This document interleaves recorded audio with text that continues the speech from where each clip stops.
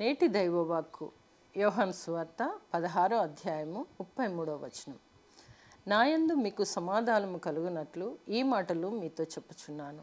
లోకములో మీకు శ్రమ కలుగును, అయినను ధైర్యం తెచ్చుకొనుడి, నేను లోకమును జయించి ఉన్నాననెను. యేసు ప్రభు శిష్యులకు సమాధానము ప్రకటించాడు. తరువాత లోకంలో మీకు శ్రమ అని కూడా అంటున్నారు. నిజమే, అలనాడు శిష్యులు శ్రమలు అనుభవించుచు ప్రభు సువార్తను చాటుచు అపోస్తలులుగాను శిష్యులుగాను పిలువబడుచు శ్రమను ఎదుర్కొంటూ ప్రభు ఇచ్చు సమాధానాన్ని పొందుకుంటూ ధైర్యంతో ప్రభు సత్య సువార్తను తెలుపుచు కష్టాలను, శ్రమలను, బాధలను ఎదుర్కొంటూ ప్రాణాలు అర్పించడానికి కూడా వెనుకాడక ప్రభు చెప్పిన మాటలు హృదయంలో భద్రపరుచుకొని శ్రమలో కూడిన శాంతి సమాధానాలను వెతుక్కొని ప్రభు కొరకు జీవించారు. అంటే వారి జీవితము తేలికగాను సుఖంతో నిండిన జీవితం కాదని వారికి తేటగా చెప్పి ఉంటున్నారు. ఇతరుల కంటే శిష్యులకు ఎక్కువగా కష్టాలు వస్తాయి, అవి ఎదుర్కోవాల్సిన అవసరత ఉంది అంటున్నారు.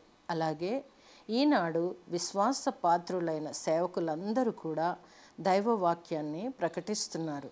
శిష్యుల యొక్క జీవిత చరిత్ర, వారి జీవిత ముగింపు కూడా తెలుసుకొని ధైర్యంతో దైవవాక్కులను చాటించాలి అని ప్రభు కోరుతున్నారు.